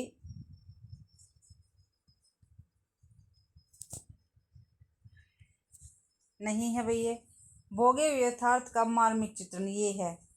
ठीक है, तो ए जहाँ भी उसको काट दो, बी है, बी ओनली सी ऑप्शन में है। तो सी बी और ये बी कट गया। ठीक है, बी ऑप्शन कट गया, ओनली सी ठीक है हमारा। और पुरुष वर्चस्ववाद की चुनौती है, को चुनौती, तो पुरुष वर्चस्ववाद को चुनौती दी गई है। स्त्री की पक्षधारता का निषेध है। तो बी और सी अपना ठीक रहेगा। अगला क्वेश्चन है, एक कहानी है बी के परिप्रेक्ष्य में सही तथ्य भोगे हुए यथार्थ और पुरुष वर्चस्ववाद की चुनौती है। एक कहानी है बी 2007 ईस्वी में प्रकाशन हुआ था और मनु भंडारी द्वारा रचित आत्मकथा विधा की रचना है। ठीक है, अगला है, सूची 1 को सूची 2 से मिलान करना है। सूची 1 को सूची 2 से सम्मिलित करना। भाई एक तरफ तो जो पात्र है वो दे रखे हैं, फिर एक तरफ उनके कथन दे रखे हैं। तो पहले देखते हैं, जो हमें आता है वो देखते हैं। ठीक है, तो देश आलस्य क्या कहता है? देवसेन ये देखेंगे, गांधारी, मैंने कहा था दुर्योधन से धर्म जिधर होगा वो मूर्ख उधर जाएगी, जय होगी। तो सी का 3 हो जाएगा। तो भाई हम इनको सीधे सीधे ही देख लेते हैं। देखो, आलस्य, दुनिया में हाथ पैरा हिलाना नहीं अच्छा, मर जाना पर उठ के कहीं जाना नहीं अच्छा। ये आलस्य की पंक्तियां हैं। देवसेना, देश की दुर्दशा निहारोगे, डूबते को कभी उबारोगे। तो देवसेना की पंक्ति रहेगी कि कथन रहेगा भाई। गांधारी, मैंने कहा था दुर्योधन से धर्म जिधर होगा वो उधर वो मूर्ख उधर जय होगी। भिस्ती, बकरी को क्या पता था मशक बन कर रहेगी, पानी भरेंगे लोग और वह कुछ न कहेगी। तो भिस्ती की पंक्तियां रहेंगी भाई। अगला क्वेश्चन है, प्रकाशन वर्ष के अनुसार कृष्णा सोबती के उपन्यासों का सही अनुक्रम हमें बताना है। तो सूरजमुखी अंधेरे, समय सरगम, जिंदगी नामा, सूरजमुखी अंधेरे के, दिलो दानिश। तो सबसे पहले आएगा सूरजमुखी अंधेरे के तुसी, फिर जिंदगी नामा, फिर दिलो दानिश, फिर समय सरगम। ठीक है, तो ए ऑप्शन अपना ठीक रहेगा। नीचे देख लेते हैं। सूरजमुखी अंधेरे के 1972, जिंदगी नामा 1979, दिलो दानिश 1993, समय सरगम 2000 ईस्वी पे। अगला क्वेश्चन है, अरे यायावर रहेगा याद। क्या भाई, अरे यायावर रहेगा याद किस विधा की रचना है? यात्रा साहित्य है, आत्मकथा, रिपोर्टाज है, डायरी है। तो ये यात्रा साहित्य है, अरे यायावर रहेगा याद। और ये किसकी रचना है? ये सच्चिदानंद हीरानंद वात्स्यायन अज्ञे की रचना है। इसमें अज्ञे ने स्वदेश यात्रा का वर्णन किया है। इनका एक अन्य यात्रा साहित्य एक बूंद सहसा उछली, इसमें विदेश यात्रा का वर्णन किया गया है। क्या भाई, एक बूंद सहसा उछली में विदेश यात्रा का वर्णन किया गया है। और अरे यावर रहेगा याद, इसमें स्वदेश यात्रा का वर्णन किया गया है। और ये अज्ञे जी की रचनाएं रहेंगी भाई। अगला क्वेश्चन है 53वां, प्रकाशन वर्ष की दृष्टि से सही अनुक्रम बताना है। ठीक है, हिंदी साहित्य की भूमिका, बाणभट्ट की आत्मकथा, हिंदी साहित्य का अधिकार, सूर साहित्य। तो भाई सबसे पहले आएगा सूर साहित्य, फिर हिंदी साहित्य की भूमिका, फिर बाणभट्ट की आत्मकथा, फिर हिंदी साहित्य का आदिकाल। तो सी ऑप्शन अपना ठीक रहेगा। ठीक है, और ये हजारी प्रसाद द्विवेदी जी के ग्रंथ रहेंगे। सूर साहित्य 1930 में प्रकाशित हुआ था। हिंदी साहित्य की भूमिका 1940 में प्रकाशित हुई थी। बाणभट्ट की आत्मकथा 1946 में। हिंदी साहित्य का आदिकाल 1952 में। अगला है 54वां क्वेश्चन, अंधा युग के अंकों के नाम। कौरव नगरी का विनाश, पांडव विजय, पशु का उदय, गांधारी का शाप। तो पशु का उदय और गांधारी का शाप ये दोनों ठीक है। सी और डी ठीक है भाई। तो डी ऑप्शन अपना ठीक रहेगा। डी ऑप्शन अपना ठीक है। अंधायुग के अंकों का नाम, पशु का उदय और गांधारी का शाप। अंधायुग नाटक के लेखक धर्मवीर भारती है। इस गीति नाटक का प्रकाशन 1955 ईस्वी में हुआ था। इसका कथानक महाभारत युद्ध के अंतिम दिन पर आधारित है। ठीक है, क्या है इसका कथानक? क्या है? महाभारत के युद्ध के अंतिम दिन पर आधारित है। इस नाटक में 5 अंक है जो क्रम से निम्न है: कौरव नगरी, पशु का उदय, अश्वत्थामा काल सत्य, गांधारी का शाप। ठीक है, और तीसरे और चौथे अंक के बीच में क्या है? अंतराल। ठीक है, समापन है। ठीक है, विजय एक कर्मिक हत्या आएगी भी 5वें पे, और उसके बाद है समापन, प्रभु की मृत्यु। 5वें पे क्या आएगी? विजय एक कर्मिक हत्या। 55वां क्वेश्चन है। 55वें क्वेश्चन में आएगा, जैसन कहत बाड़ा जोगी, वैसन बढ़त बाड़े रोगी, बड़ा सततिया सहबा राम। उपयुक्त पद किस आत्मकथा में उद्धृत है? तो ये मुर्धैया में है। ठीक है, तो ए ऑप्शन अपना ठीक रहेगा। जैसन कहत बाढ़े जोगी, वैसन बढ़त बाढ़े रोगी, बड़ सततिया सहबा राम। तो मुर्धैया आत्मकथा में उद्धृत है। मुर्धैया 2010 प्रथम भाग। आत्मकथा के लेखक है तुलसीदास। इस आत्मकथा का दूसरा भाग मणिकर्णिका है। निम्नलिखित दलित साहित्य एवं उनकी आत्मकथाएं। दलित साहित्य और आत्मकथाएं। सूरजपाल चौहान, तिरस्कृत 2002, संतप्त 2002, रमणिका गुप्ता, हादसे और आपूत्री। ठीक है, ये इनकी आत्मकथाएं रहेगी। अगला क्वेश्चन है, प्रकाशन वर्ष की दृष्टि से सही अनुक्रम हमें बताना है। प्रजाहितैषी, माधुरी, हंस, आलोचना। ठीक है, ये हमारी पत्रिकाएं हैं। ठीक है, हंस पत्रिका किसके? प्रेमचंद्र के द्वारा संपादित है ये। तो सबसे पहले प्रजाहितैषी आएगी, राजा लक्ष्मण सिंह की है ये। ठीक है, फिर माधुरी, फिर हंस, फिर आलोचना। तो डी ऑप्शन अपना ठीक रहेगा। तो देखते हैं, प्रजाहितैषी 1855 ईस्वी में इसका प्रकाशन हुआ था पत्रिका का, और संपादक कौन है? राजा लक्ष्मण सिंह है। माधुरी 1922 ईस्वी में इसका प्रकाशन हुआ था और दुलारे लाल भार्गव इसके संपादक रहेंगे। हंस प्रेमचंद्र द्वारा संपादित है। 1930 ईस्वी में इसका प्रकाशन हुआ था और प्रेमचंद्र इसके संपादक रहेंगे। आलोचना 1951 ईस्वी में प्रकाशन हुआ इसका और शिवदान सिंह चौहान इसके संपादक रहेंगे आलोचना पत्रिका के भी। 57वां क्वेश्चन है, डूब बची लक्ष्मी पानी में सती आग पे बैठ, जिए और उर्मिला करे प्रतीक्षा सही सभी घर बैठ। विधि से चलता रहे विधान, उपयुक्त काव्य पंक्तियों में स्त्री की किस मानसिकता का वर्णन हुआ है। स्त्री की दुनिया घर तक सीमित है। स्त्री सामाजिक विधान को तोड़ने के लिए उद्यत है। स्त्री विपत्ति परिस्थितियों का सामना करने में सक्षम है। स्त्री अपने दुख को उत्सव धर्मी बनाना चाहती है। तो भाई इसका ए ऑप्शन बिल्कुल ठीक है। स्त्री की दुनिया घर तक ही सीमित है। क्या भाई, स्त्री की दुनिया घर तक ही सीमित है। डूब बची लक्ष्मी पानी में सती आग में पैठ, जिए उर्मिला करे प्रतीक्षा सहे सभी घर बैठ। विधि का चलता रहे विधान, उपयुक्त काव्य पंक्ति में स्त्री की दुनिया घर तक ही सीमित है कि मानसिकता का वर्ण हुआ है। उक्त काव्य पंक्ति मैथिली शरण गुप्त द्वारा साकेत के नवम सर्ग से उद्धृत है। भाई 58वां क्वेश्चन है, हिंदी साहित्यकारों के जीवन पर आधारित उपन्यास है। ठीक है, हिंदी साहित्यकारों के जीवन पर आधारित उपन्यास कौन सा है, तो वो हमें बताना है। महासमर, मानस का हंस, बाणभट्ट की आत्मकथा, खंजन नयन। तो मानस का हंस और खंजन नयन ये क्या है, साहित्यकारों के जीवन पर आधारित उपन्यास है। तो बी और डी हमारा ए ऑप्शन ठीक रहेगा। भाई हिंदी साहित्यकारों के जीवन पर आधारित उपन्यास मानस का हंस और खंजन नयन है। इन उपन्यासों के लेखक कौन है, अमृतलाल नागर। मानस का हंस तुलसीदास के जीवन पर तथा खंजन नयन सूरदास के जीवन पर आधारित है। अगला क्वेश्चन है, बकरी नाटक के विषय में। ठीक है, जो बकरी नाटक है इसके विषय में भाई के बकरी नाटक के बारे में स्वयं लेखक के विचार।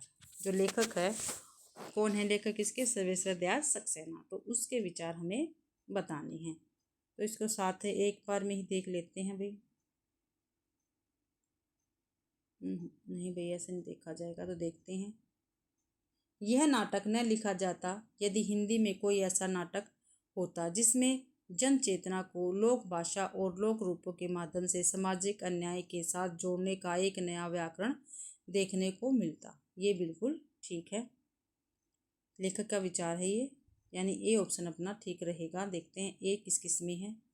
तो ए भाई यहाँ पे नहीं है, ए और सी में है, तो देखेंगे। तो आगे देखते हैं, बी है।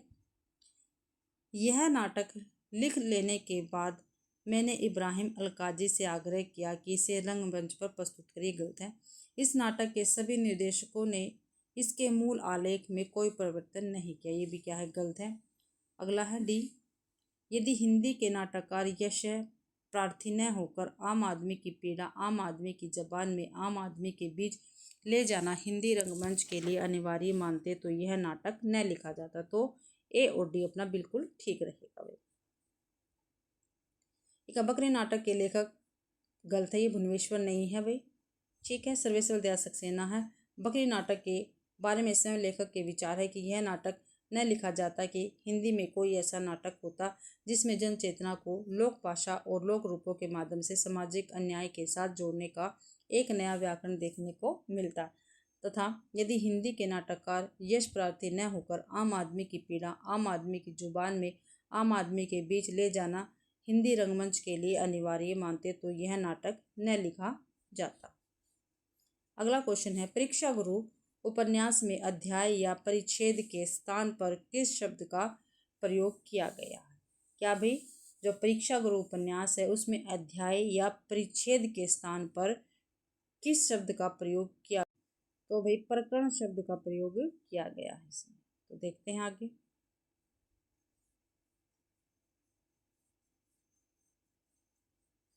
परीक्षा गुरु उपन्यास में अध्याय या परिच्छेद के स्थान पर प्रकरण शब्द का प्रयोग किया गया है।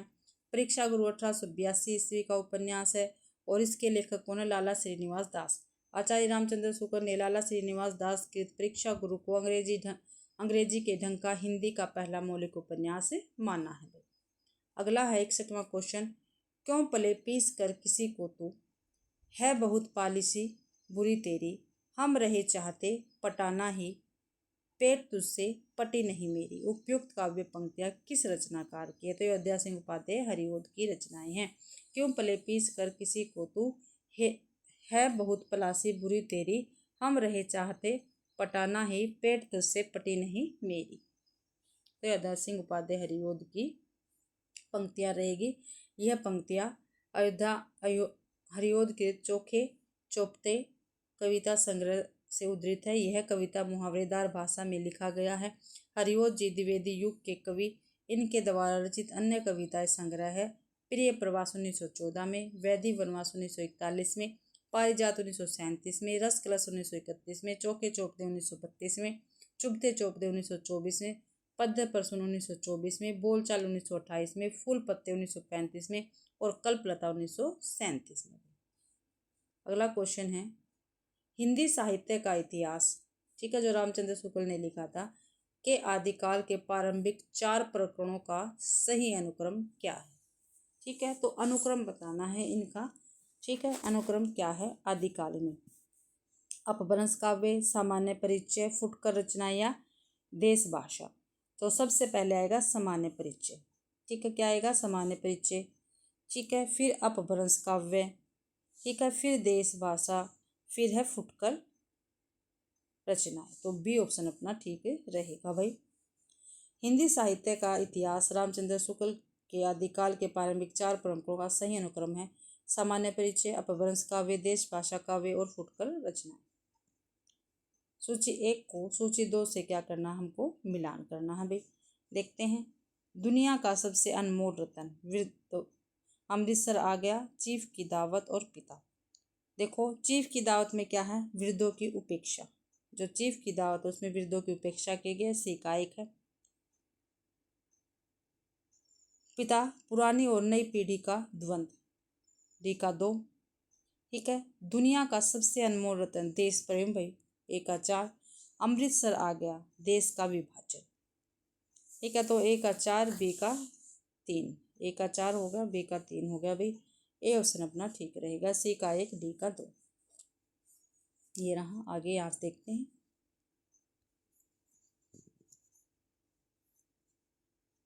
यहाँ देखते हैं भाई, दुनिया का सबसे अनमोल रतन, देश प्रेम है इसमें।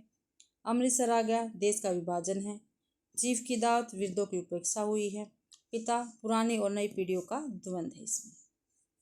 आगे देखते हैं। प्रकाशन वर्ष की दृष्टि से जयशंकर प्रसाद के निम्नलिखित नाटकों का सही अनुक्रम हमें बताना है। कामना, राज्यश्री, विशाख और प्रायश्चित। तो भाई जो कामना वो सबसे बाद में आएगी, तो ये भी कट हो गया। ठीक है, तो सबसे पहले प्रायश्चित, फिर राज्यश्री, फिर विशाख, फिर कामना। तो डी ऑप्शन अपना ठीक रहेगा। जयशंकर प्रसाद के नाटक है, हम इनका प्रकाशन वर्ष देखते हैं।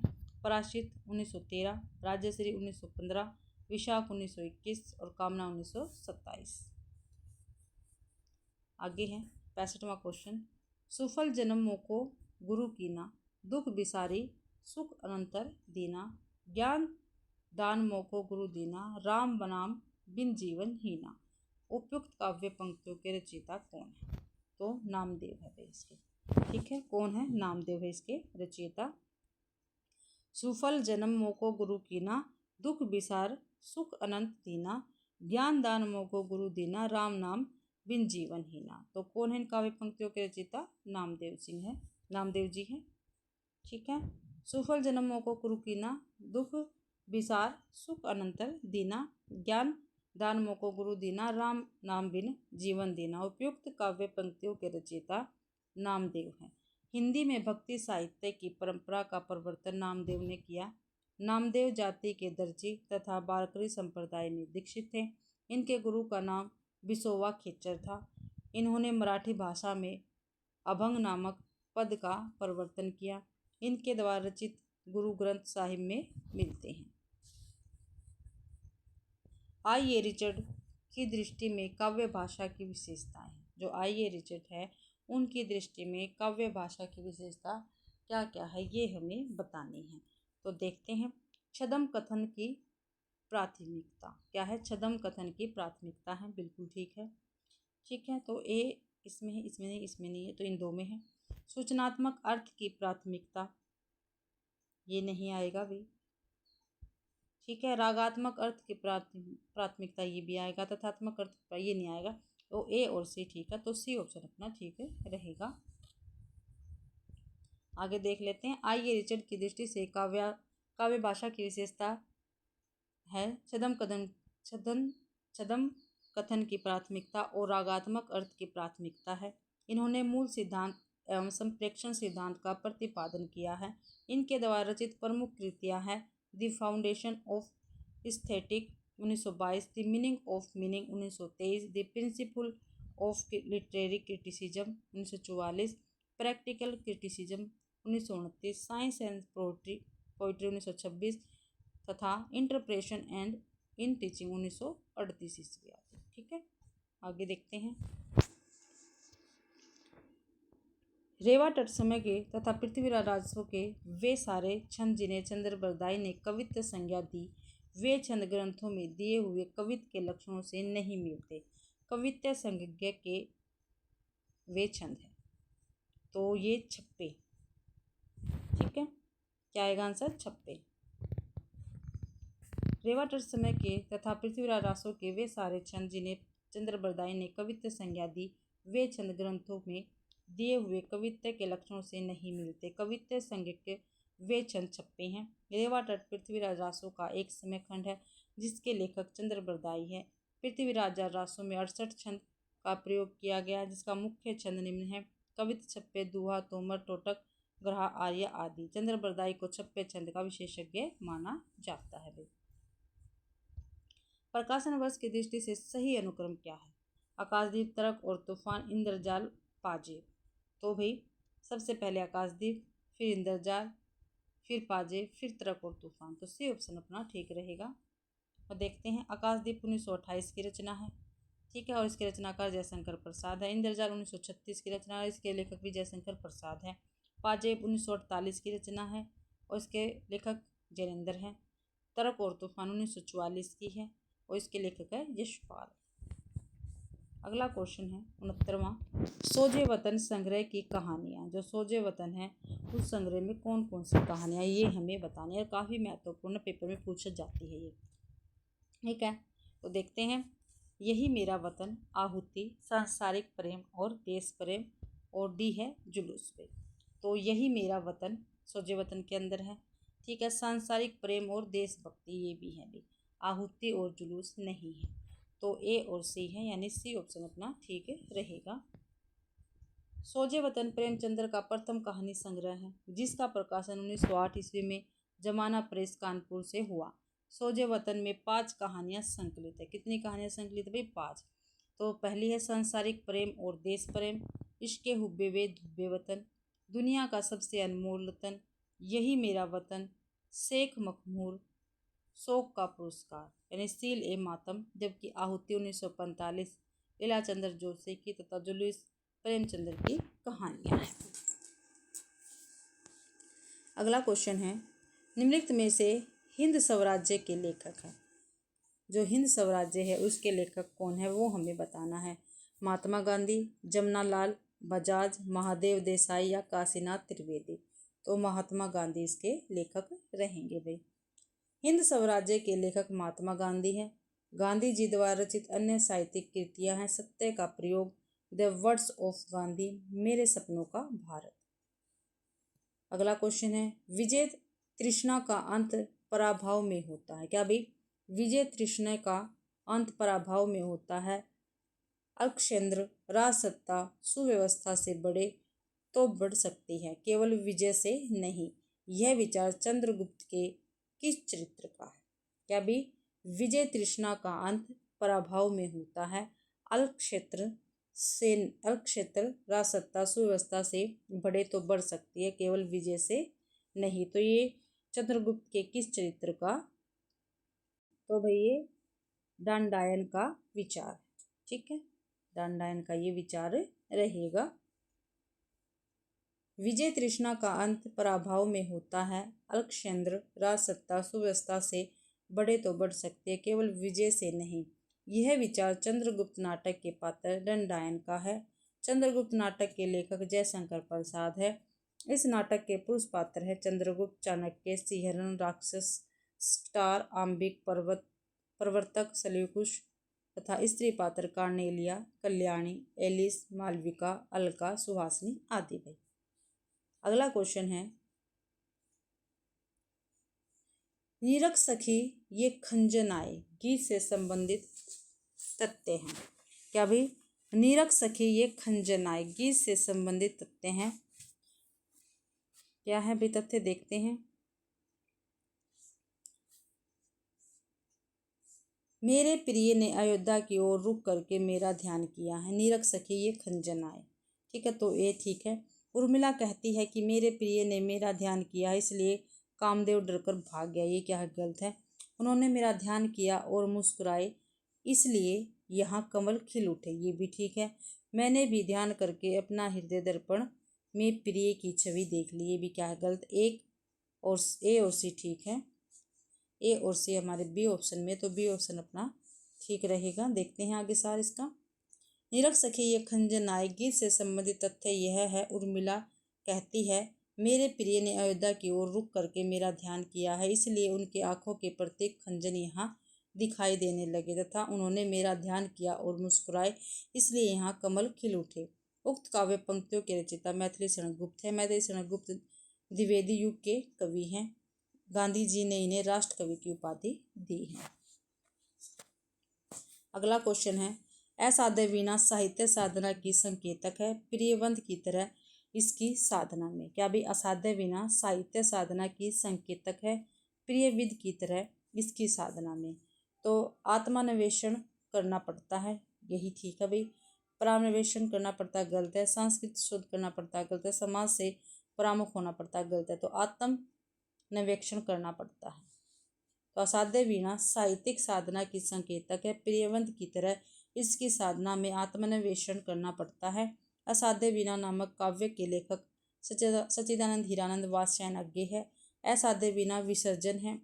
अज्ञे द्वारा रचित अन्य कविताएं हैं कल की बाजरे की, सांप, नदी के दीप, हरी घास पर सनबर्न, जितना तुम्हारा सच, शब्द और सत्य, यह दीप अकेला। 74वां क्वेश्चन है भाई, तो देखते हैं। अभिकथन और कारण है। अभिकथन, गैर रोमांटिक दौर में रोमानियत को एक गाली के रूप में प्रयुक्त किया जाता है। ये क्या है? गलत है। कारण है इसका, क्योंकि व्यक्तिक अनुभूति के संस्पर्श के बिना उच्च स्तर की प्रेम कविताएं लिखी जा सकती। ये ठीक है भाई। तो ए तो गलत है और आर सही है। तो देखते हैं, ए सही है, आर गलत है।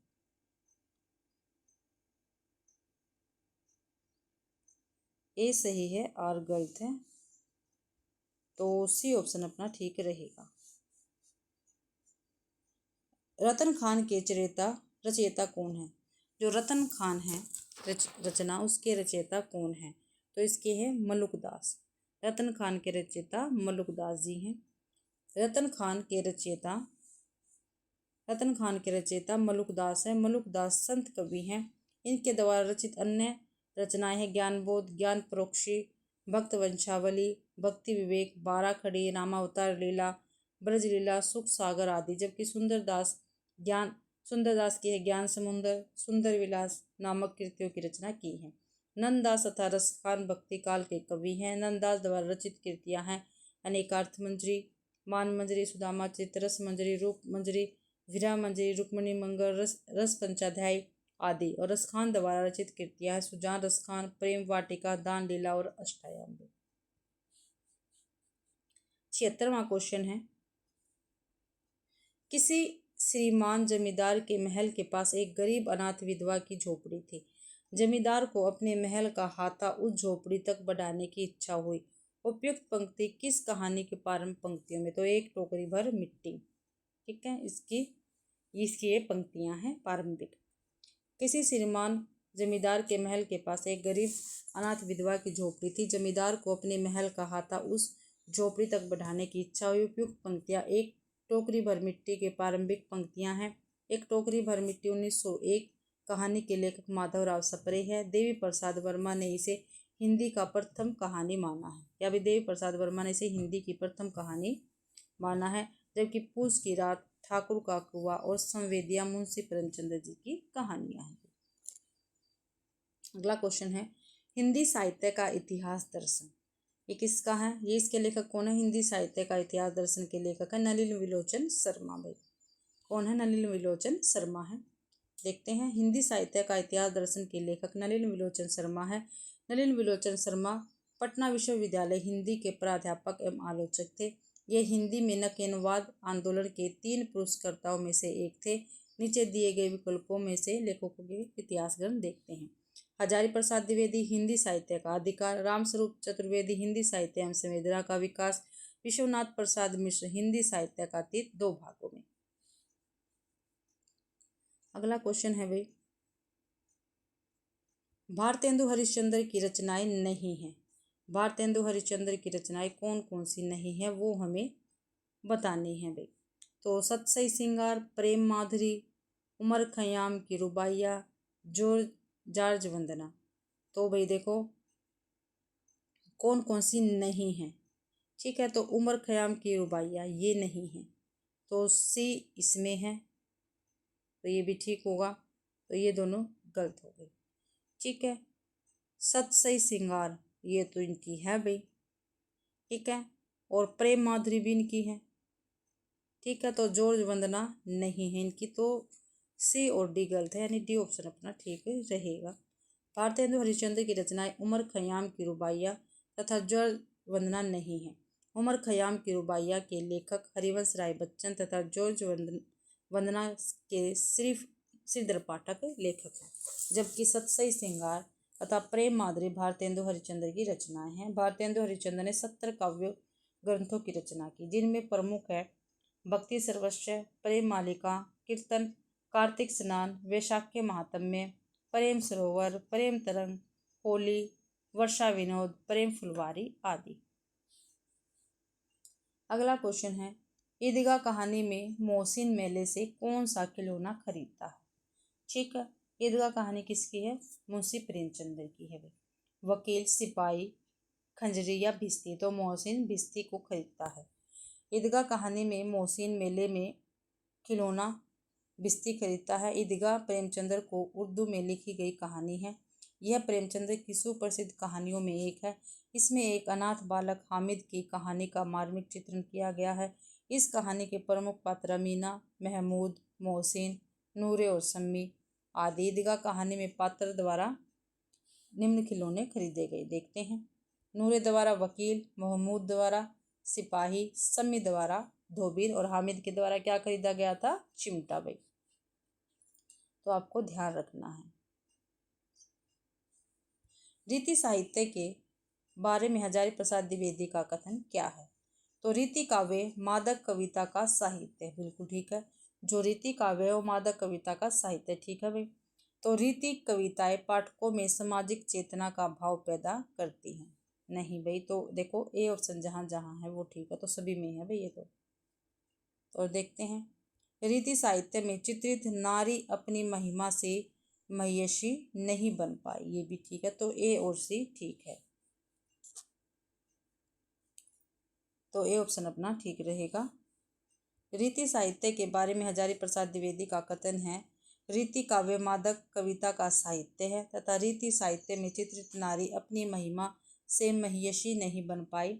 हजारी प्रसाद द्विवेदी हिंदी के निबंधकार, आलोचक तथा उपन्यासकार के रूप में प्रसिद्ध है। इनके द्वारा लिखित आलोचनात्मक कृतियां हैं सुर साहित्य 1930, हिंदी साहित्य की भूमिका 1940, कबीर 1941, हिंदी साहित्य का आदिकाल 1952, सहज साधना 1963, कालिदास का लालित्य योजना 1969, मध्यकालीन बौद्ध का स्वरूप 1970 ईस्वी में। तो अगला क्वेश्चन है अपना 81वां। अब आप इस बसंत को ही लो, यह दिन को तोत की तरह तानता है। पेड़ों पर लाल लाल पत्तों के हजारों सुक्तले धूप में सींचने के लिए लटकाता है। उपयुक्त पंक्तियों से ध्वनित होता है कि मोचीराम मोची नहीं शायर है। मोचीराम नए बिंबों और प्रतीकों में बात करता है। मोचीराम वसंत का बयान अपने पेशे की भाषा में करता है। तो सी ऑप्शन अपना ठीक है। वो पंक्तियों से ध्वनित है होता है कि मोचीराम बसंत का बयान अपने पेशे की भाषा में करता है। उक्त काव्य पंक्तियां धूमिल कृत मोचीराम द्वारा कविता से उद्धृत है। सुदामा पांडे धूमिल हिंदी की समकालीन कविता के दौर के मील के पत्थर सरीखे कविताओं में एक है। इनके द्वारा रचित कविता संग्रह संसद से सड़क तक, कल सुनना मुझे, सुदामा पांडे का प्रजातंत्र, कल सुनना मुझे कविता संग्रह पर धूमिल को 1979 में साहित्य अकादमी पुरस्कार से सम्मानित किया गया था। अगला क्वेश्चन है 82वां। अंधेर नगरी के आधार पर कहा जा सकता है कि भारतेंदु की साहित्यिक संबंधी अवधारणा है। तो क्या है? साहित्य बैठे ठालों की विलास है, नहीं। साहित्य नागर जनों के मनोरंजन हेतु है, नहीं। साहित्य ग्रामीण जनों की शिक्षा, नहीं। साहित्य की सामाजिक भूमिका होती है। क्या भी साहित्य की सामाजिक भूमिका होती है? यही ठीक है, डी ऑप्शन अपना ठीक रहेगा। एक अंधेर नगरी के आधार पर कहा जा सकता है कि भारतेंदु की साहित्य संबंधी अवधारणा है कि साहित्य की सामाजिक भूमिका होती है। अंधेर नगरी 1881 ईस्वी का है भी भारतेंदु हरिश्चंद्र का लोकप्रिय नाटक है। 6 अंकों के इस नाटक में विवेकहीन और निरंकुश शासक व्यवस्था पर करारा व्यंग्य करते हुए उसने अपने ही कर्मों द्वारा नष्ट होते हुए दिखाया गया है। भारतेंदु इसकी रचना नेशनल थिएटर के लिए एक दिन में ही की थी। इंटरनेशनल थिएटर के लिए भारतेंदु ने जो अंधेर नगरी है इसकी रचना एक दिन में ही की थी। भाई भारतेंदु हरिश्चंद्र द्वारा अन्य मौलिक नाटक है वैदिक हिंसा हिंसा न भवती 1873, विशेष विश्वमोधम 1876, प्रेम जोगने 1875, चंद्रावली 1876, भारदुर्दशा 1880, नील देवी 1881, सती प्रताप 1883। अगला कथन है अभिकथन और कारण दे रखे हैं। भाई ठीक है, क्या है? अभिकथन और कारण दे रखे हैं। तो देखते हैं। मनुष्य का अभिकथन है मनुष्य का अस्तित्व ईश्वर के बगैर असंभव है। ये क्या है? गलत है, क्योंकि नित्शय का मानना है कि ईश्वर के बगैर असंभव है। ये ठीक है भाई। तो पहला गलत है और ए गलत है, आर सही है। तो ए सही नहीं है लेकिन आर सही है, तो डी ऑप्शन अपना ठीक रहेगा। अगला है 84वां क्वेश्चन। शिव शंभू के चिट्ठे की विशेषताएं हैं। भारतीय राजनीति की उपेक्षा, राजप्रशस्ति, अंग्रेजों का कुशासन, भारतीय जनता का दमन और उसके द्वारा प्रतिरोध। भाई तो डी तो बिल्कुल ठीक है। ठीक है, भारतीय राजनीति की उपेक्षा नहीं की, प्रशस्ति नहीं गाई गई, अंग्रेजों का कुशासन था। भाई सी और डी बिल्कुल ठीक है। शिव शंभू के चिट्ठे की विशेषताएं हैं। शिव शंभू के चिट्ठे की विशेषता है अंग्रेजों का कुशासन तथा भारतीय जनता का दमन तथा उसके द्वारा प्रतिरोध।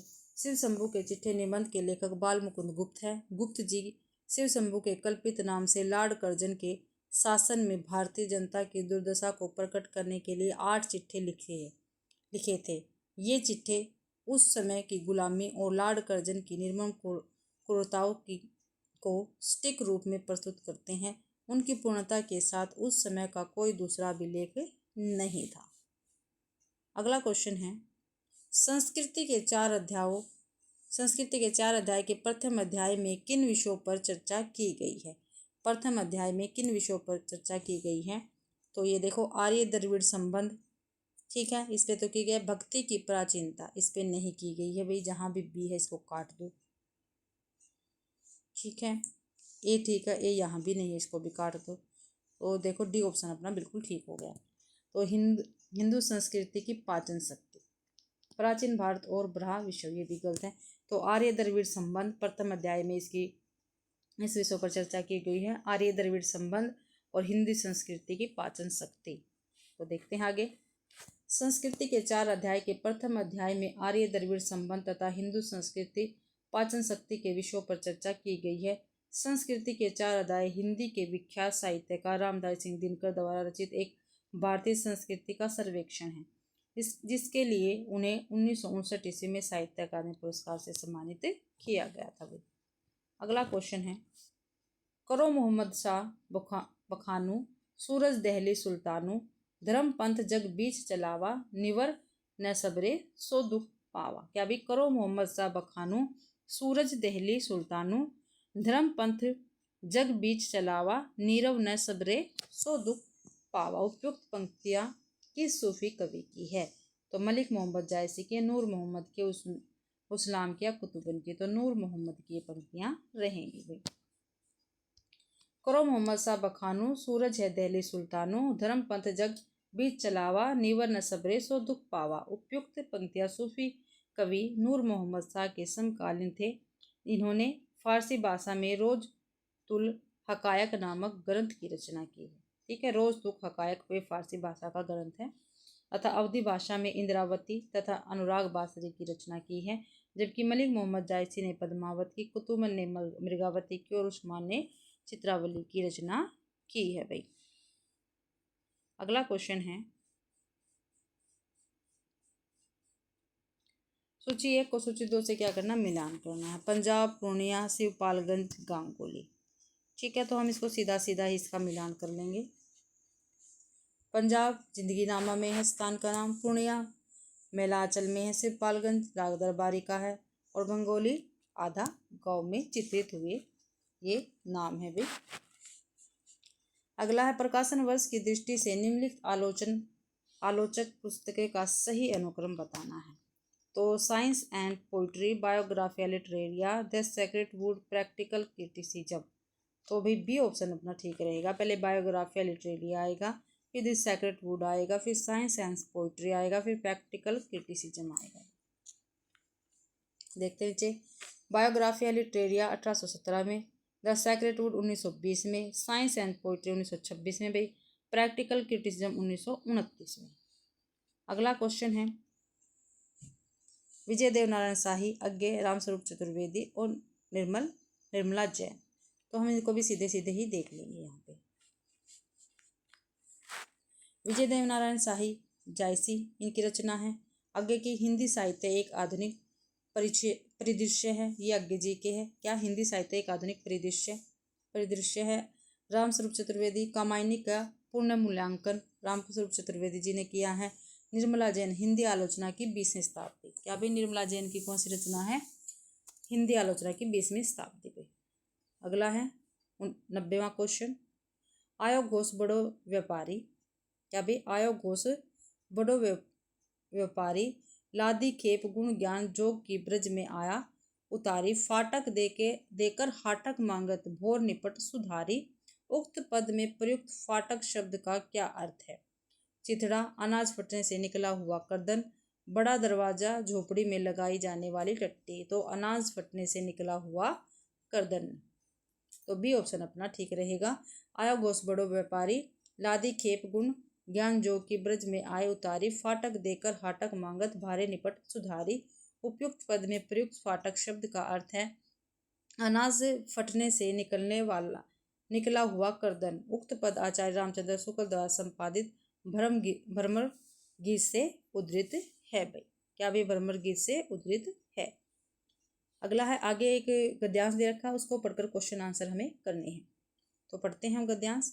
बात यह है कि जब मैं कहता हूँ कि देवदारू सुंदर है, तो सुनने वाले सुंदर का एक सामान्य अर्थ ही लेते हैं। हजार तरह के सुंदर पदार्थों में रहने वाला एक सामान्य सौंदर्य धर्म, सौंदर्य का कौन सा विशिष्ट रूप मेरे हृदय में उल्लास तरंगित कर रहा है, यह बात बस मैं ही जानता हूँ। अगर मुझ में इस बात को कहने की शक्ति नहीं हुई तो यह गूंगे का गुड़ बनी रह जाएगी। इसमें शक्ति होती है, वह कवि कहलाता है। अनेक प्रकार के कौशल से वह इस बात को कहने का प्रयत्न करता है, फिर भी शब्दों का सहारा तो उसे लेना ही पड़ता है। शब्द सदा सामान्य अर्थ को प्रकट करते हैं, कवि विशिष्ट अर्थ देना चाहता है। वह छंदों के सहारे, उपमान योजनाएं के बल पर ध्वनि सामान्य के द्वारा विशिष्ट अर्थ का साधारणीकरण करता है। तो भी क्या सब उसके विशिष्ट अर्थ को समझ पाते हैं? बिल्कुल नहीं। कोई बड़भागी होगा जिसके दिल की धड़कन कवि के दिल की धड़कन के साथ ताल मिला पाती है। कवि के हृदय के साथ जिसका हृदय मिल जाए उसे सहृदय कहा जाता है। क्या भाई, कवि के हृदय के साथ जिसका हृदय मिल जाए उसको सहृदय कहा जाता है। तो देखते हैं क्वेश्चन इसके।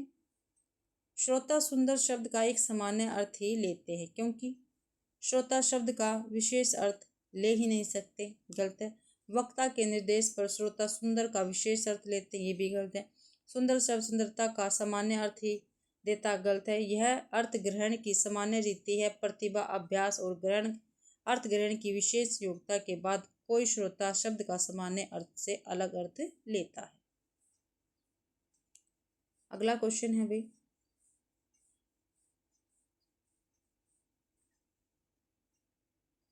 हृदय में तरंगित सौंदर्य के विशेष रूप को लेखक व्यक्त करने में अक्षम है, क्योंकि लेखक में कवि की तरह हृदयगत भाव को व्यक्त करने की योग्यता नहीं है।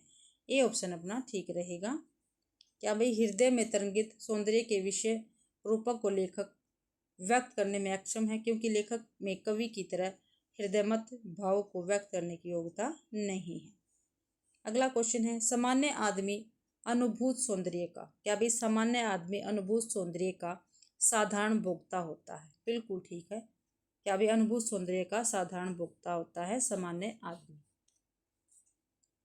अगला क्वेश्चन है, कवि साधारणीकरण क्यों करता है? कवि साधारणीकरण क्यों करता है? इसलिए कि वह सादृश्य विधान के द्वारा सामान्य को विशिष्ट दिखाना चाहता है? नहीं। वह साधारण की प्रतीति साधारण रूप में कराना चाहता है? नहीं। वह विशेष के सहज अर्थबोध के लिए विशिष्ट को साधारण बनाता है। सी ऑप्शन ठीक है। वह विशेष के सहज अर्थबोध के लिए विशिष्ट को साधारण बनाता है। 95वां क्वेश्चन है, शब्द सदा सामान्य अर्थ व्यक्त करते हैं, क्योंकि शब्द में विशेष अर्थ व्यक्त करने की क्षमता नहीं, गलत है। हर शब्द केवल सामान्य अर्थ होता है, नहीं। प्रयोक्ता सामान्य अर्थ ही समझता है, नहीं। सामान्यतः सामान्य अर्थ में ही शब्द का प्रयोग किया जाता है। शब्द का विशेष अर्थ प्रयोग और परिस्थिति पर निर्भर है। टी ऑप्शन ठीक रहेगा भाई अपना। अगला क्वेश्चन है, फिर अवतरण दे रखा है, ठीक है। विवाह के व्यवसाय में स्त्री की विद्या पाषाण बने हुए ढेले के समान है, जो तुला को दोनों ओर समान रूप से गुरु कर देता है। कुछ उसके मानसिक विकास के लिए नहीं, उसकी योग्यता उसकी कलापति के प्रदर्शन तथा गर्व की वस्तु है। उसे सत्य एवं सुंदरम तक पहुँचने का साधन नहीं। उसमें कोमलता, करुणा, आज्ञाकारिता, पवित्रता आदि गुण उसे पुरुष की इच्छानुकूल बनाने के लिए आवश्यक है, संसार पर कल्याण वर्षा के लिए नहीं। न स्त्री को अपने जीवन का कोई लक्ष्य बनाने का अधिकार है और न समाज द्वारा निर्धारित विधान के विरुद्ध कुछ कहने का। उसका जीवन पुरुष के मनोरंजन तथा उसकी वंश वृद्धि के लिए इस प्रकार चिर निवेदित हो चुका है कि उसकी सम्मति पूछने की आवश्यकता का अनुभव भी किसी ने नहीं किया। वातावरण भी धीरे धीरे उसे ऐसे ही मूक आज्ञा पालन के लिए प्रस्तुत करता रहता है। गृहिणी का कर्तव्य कम महत्वपूर्ण नहीं, यदि वह साधिकार और स्वेच्छा से स्वीकृत हो। जिस ग्रह को बचपन से उसका लक्ष्य बनाया जाता है, यदि उस पर उसे अन्य वस्त्र पाने के अतिरिक्त कोई और अधिकार भी होता, जिस पुरुष के लिए उसका जीवन एकांत रूप से निवेदित है, यदि उसके जीवन पर उसका भी कोई स्वतंत्र होता, तो वह दास्ता सप्रहणीय प्रभुत्व बन जाते। तो देखते हैं अब इसके क्वेश्चन। उपयुक्त अवतरण के संदर्भ में निम्नलिखित में से कौन सा कथन सही है? देखता है, विवाह की प्रथा में वर और कन्या के माता पिता सिर्फ उनकी भलाई का प्रयास करते हैं, गलत है। विवाह प्रथा में पढ़ी लिखी लड़की अपने मायके और ससुराल का गौरव तो बढ़ा देती है, लेकिन अपने व्यक्तित्व के भीतर विकास में उसका उपयोग कर नहीं पाती। यही क्या है इसका ठीक है, बी ऑप्शन अपना ठीक रहेगा भाई। विवाह एक ऐसी प्रथा है जिसमें वर और कन्या के माता पिता सिर्फ अपना अपना लाभ देखते हैं, ये भी गलत है। विवाह की प्रथा में शिक्षित अशिक्षित लड़की में कोई अंतर नहीं किया जाता, दोनों को नौकरानी समझा जाता है। तो बी ऑप्शन अपना ठीक रहेगा।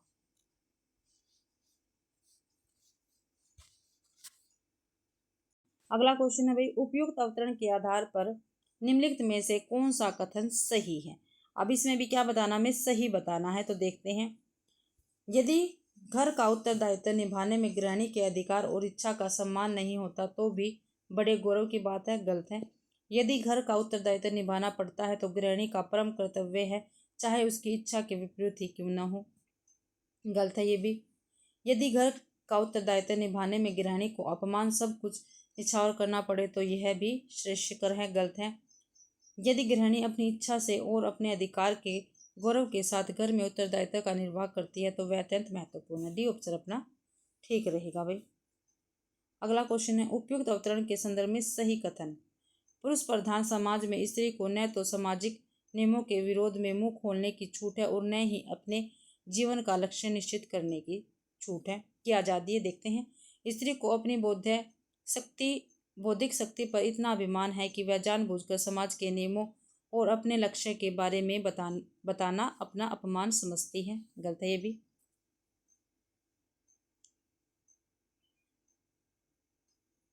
स्त्री स्वयंहीनता ग्रंथि का शिकार है, इसलिए वह सामाजिक नियमों के विरोध में मुंह खोलने का खतरा मोल नहीं लेना चाहती। ये भी गलत है।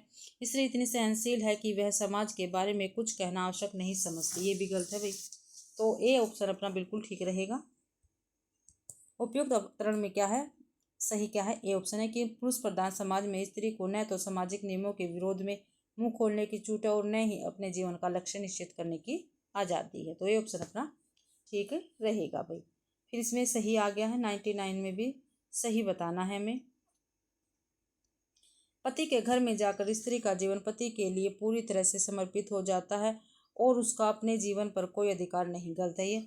जिस घर को बचपन से गृहिणी का लक्ष्य बनाया जाता है, यदि उस घर में जाकर अपने जीवन पर उसका अधिकार बना रहता है तो उसकी गुलामी भी स्वागत योग्य कही जा सकती है। देखते हैं इसको आगे। पति के घर में जाने के बाद गृहिणी का नाम और चेहरा छीनकर उसे घर की मालकिन बना दिया जाता है। गलत है। पति गृह में गृहिणी अपने जीवन के अधिकार और स्वतंत्र से हीन होने पर ही भी शहीद होने का गर्व महसूस करती है। ये भी क्या है, गलत है। तो बी ऑप्शन अपना ठीक रहेगा। नेक्स्ट क्वेश्चन है, फिर सही बताना है भाई। अवतरण में जो सही है वो बताना है, सही कथन। स्त्री को सामाजिक कल्याण का काम कठिन लगता है। गलत है। स्त्री स्वयं समाज का कल्याण नहीं करना चाहती। ये भी गलत है भाई। ठीक है। स्त्री द्वारा अर्जित मानवोचित गुणों को पुरुष प्रधान समाज लोक मंगल के कार्यों में लगाना नहीं चाहता। इसके कारण उसके गुणों का पुरुष की इच्छा के अनुरूप अनुकूल किया जाता है। ठीक है भाई, बिल्कुल ठीक है ये। ठीक है, तो भाई सी ऑप्शन अपना ठीक रहेगा। तो इसी के साथ भाई आज की अपनी क्लास कंप्लीट होती है। आशा करती हूँ भाई आपको ये क्लास पसंद आई होगी। अगर आपको क्लास पसंद आती है तो प्लीज़ ज़्यादा से ज़्यादा शेयर करें। ठीक है, लाइक करें और कमेंट करना तो बिल्कुल भी ना भूला करें। ठीक है, मेरा चैनल नया तो प्लीज़ मेरे चैनल को भी सब्सक्राइब ज़रूर कीजिए। और आप सभी का मेरी क्लास देखने के लिए बहुत बहुत धन्यवाद।